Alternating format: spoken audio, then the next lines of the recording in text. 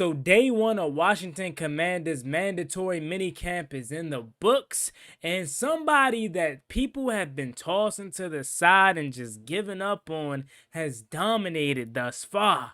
Let's talk about it. The way that we live is not for everybody. Nah, that ain't it, y'all. How do you think the rest of Jaden Daniels' career is going to go?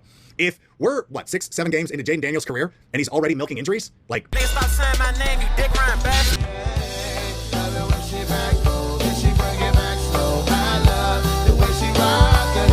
I love the way she move it, shake it on me.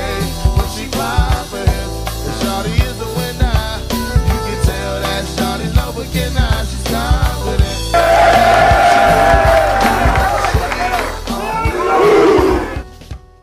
YouTube, what's going on? It's Unguardable here. We have the Washington Commanders video, and in today's video, I'm coming on here with the video where we're going to be talking about this specific player and much more things that went down at Ashburn today for day one of Washington Commanders mandatory minicamp. So without further ado, let's get straight into today's video. Before we do, make sure you guys go down below, leave a like on this video, subscribe to the channel. If you are new, turn on post notifications so you get notified when I upload new videos like this to the channel. We're on the road to 10,000 subscribers. We're so close to finally reaching that goal. So if you know anybody that's a Washington Commanders fan, an NFL fan that may enjoy my content, tell them subscribe to the channel. It is free, man. So please help your boy out. Thank you so much. Let's get straight to it. So it felt so good for the team to be back, mandatory mini camps where everyone was there except for Bobby Wagner and Terry McLaurin. Not really sure why Bobby Wagner wasn't there. I would just assume, some personal issues or maybe something came up. Terry McLaurin, as we know, is holding out for a new contract. But Marshawn Latimore and Latimore and Tunsil were both there. Those were guys that a lot of reporters were spazzing out on, and a lot of fans were upset that they weren't there for voluntary minicamps. Well, kicking this thing off with a positive note for Marshawn Latimore, who's going into a big year.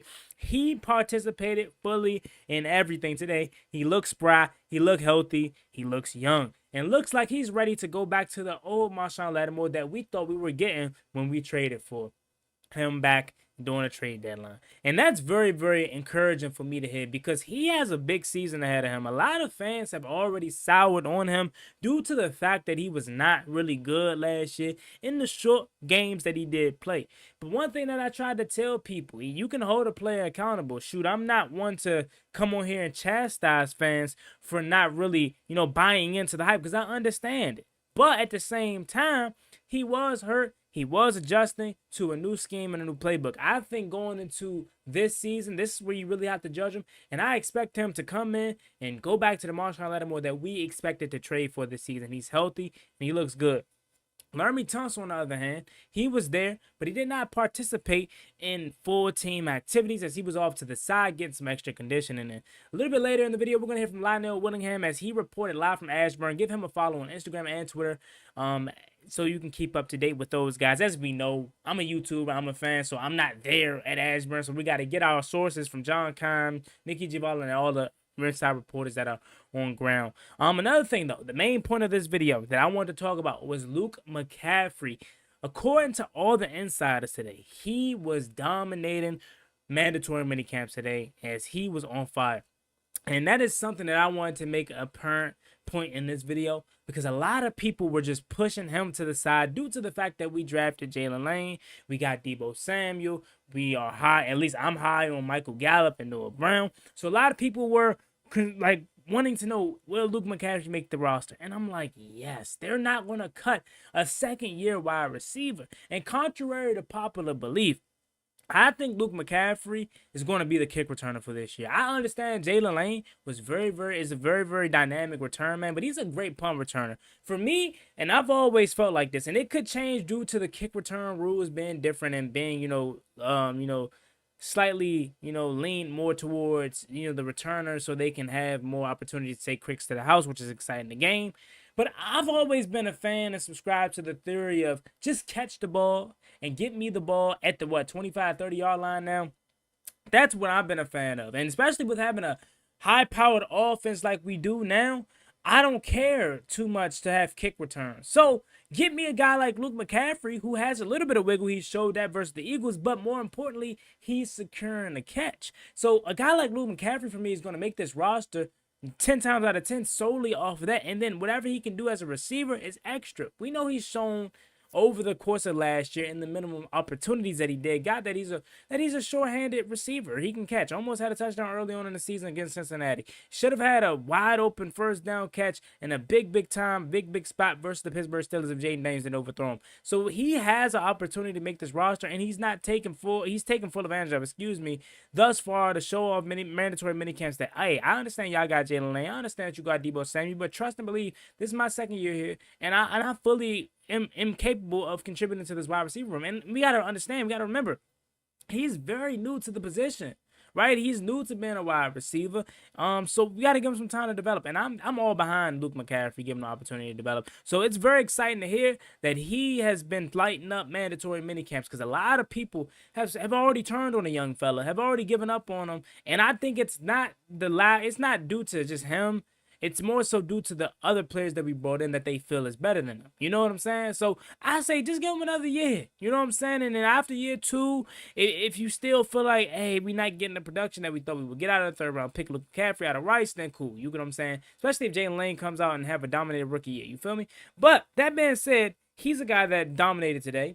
Ja'Cory Crosky-Murray. Come on. We told you about Bill. My man Z at, man. Shout out to Z, Reedy and Z, Burgundy breakdown we do every Wednesday.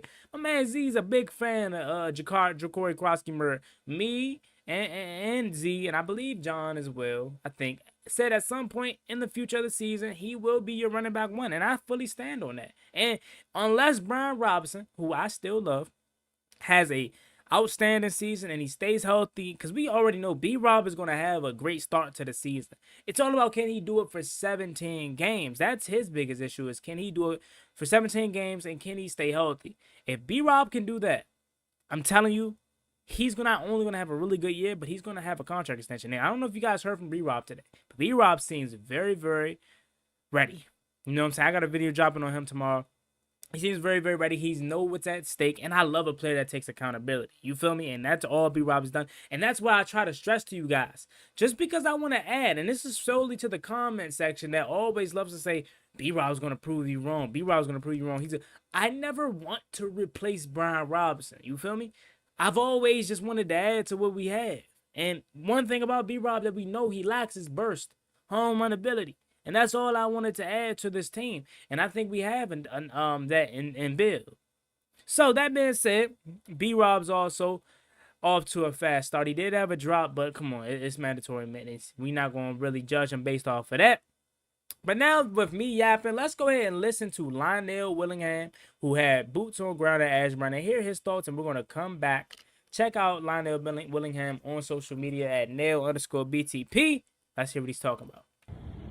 Day 1, a mandatory minicamp in the books for the Washington Commanders. Couple of observations that stood out for me. Really a lot stood out. We got to see Marshawn Latimore and Latimore Tunsil for the first time. Latimore Tunsil didn't do a whole lot, did not participate at all during the team drills.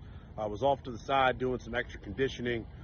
Maybe that says something about the type of shape he showed up here in. Marshawn Latimore, though, on the other hand, was a full go. You saw him lining up with the first team defense. Opposite Marshawn Latimore was Jonathan Jones at the outside corner, and then Mikey Sanders still in the slot. As we saw last year with Jaden Daniels and Brandon Coleman, rookies are going to have to earn their way into this Washington Commanders starting lineup. Something else that stood out, no Latimore Tunsil at left tackle, so it was Andrew Wiley getting first team reps at left tackle. Not a position we've seen him play before here in Washington, but he showed in his couple of reps he may be more than capable. It could be the key to him making this final 53-man roster. Something else that stood out today on the defensive side of the football, really impressed by Jazon Newton. His ability to get off of the football and show that athletic get off and burst. I think he's going to be someone that's going to have a big year this year. No Terry McLaurin out there with the wide receiver group, so you're going to see some other guys get some opportunities, some more unheralded guys get some opportunities. Chris Moore, the veteran wide receiver, had a couple of really nice catches here this afternoon. Once again, though, the Jaden Daniels to Zach Ertz connection looking just as good as it looked in January during the stretch run of the playoffs. I expect those two to continue to hook up early and often. At the safety spot, Quan Martin was out there for stretches but did not participate in full team drills. Will Harris and Percy Butler were the two starting safety tandem that we saw in that first 11-on-11 session. Jeremy Reeves getting some reps in there with the first team defense as well. Bobby Wagner did not participate in today's session, so Jordan McGee had a real opportunity to run with the first team defense. Looked really good doing it. I think in the season, you know, when they run their base defense, they'll be much better against the run because they can play those 3 linebacker sets. He's fast, physical, and likes to hit people. I think he's going to have a big-time year for this group. This defensive line, though, continues to stand out to me. Dietrich Wise, the last man off of the practice field, working one-on-one by himself. Championship players do championship things and have championship habits. Hopefully, translates. From Ashburn, Linnell Willingham, 106.7 The Fan. So that was Lionel Willingham, and he said a lot of great things. Again, follow him. Man, first of all, let's start with talking about Andrew Wiley getting some snaps at left tackle. Maybe that is how he makes this roster, ladies and gentlemen. Now, obviously, okay, we know Laramie Tunsil is going to play. When he's going to be the starter, he's going to play. But guard position, they moved Brandon Coleman to starting left guard, at least today, and that's where we assume he's going to play. So the way Andrew Wiley maybe makes this roster is being a backup tackle, and left tackle, that is. That's very interesting because Josh Collins Jr., as we expect to be your starting right tackle. And then you talk about a guy like Chris Moore, who I didn't even consider making this roster as a veteran piece. I've always been Noah Brown, Michael Gallup. Maybe Chris Moore is somebody that you have to keep an eye on. He mentioned Zach Ertz and Jaden Daniels' connection, picking up where they left off. I love to see that. But you know what even more kind of alludes the point? We need to find Jaden Daniels an elite tight end, because he loves to throw to his tight ends clearly. And Zach Ertz is amazing, of course.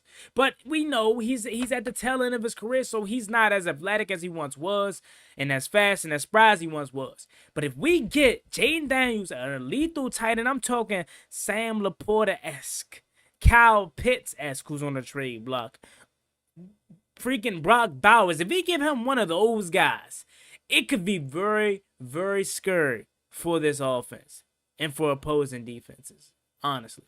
Another name that was very interesting to see was Dietrich Wise. I love to see that these defensive linemen are wreaking havoc early and often. And that's something that we emphasized heavily this offseason, and even to the point where some fans were criticizing it, like, hey, we already paid a guy like Javon Kinlaw a lot of money. We already bought in Johnny Newton in the draft last season. We already got Deron Payne. We brought in Eddie Goldman. Why are we doing so much at the defensive line? It's to stop the run. And again, you can't never have too many bodies. So I love to see that. And as you mentioned, championship pedigree right there. I definitely also love to hear Johnny Newton. That's why I smiled. To hear Johnny Newton's name come up, and they say he's looking good, he's quickly off the ball. This is a big year for Johnny Newton, okay? I understand it's just his second year. But you telling me this guy was supposed to be a first-round guy. We basically didn't know how he was still there at the second-round draft pick. I mean, obviously he had the injury, so that's probably why some teams passed on him. But more of the story is he was supposed to be a first-round talent, and he wasn't supposed to be there, and he is. So this is going to be a big year for him to prove to me and to prove to everyone that we got it right by picking him in the second round when he was technically supposed to be in the first round. I love to hear that as well. So much good news coming out of Ashburn, and again, it's mandatory. It's helmets and shorts. How much stock are we putting into this? You don't necessarily got to put a lot into it, but it is always great to hear positive things coming out of Ashburn, because you very well could hear some negative things, but we didn't.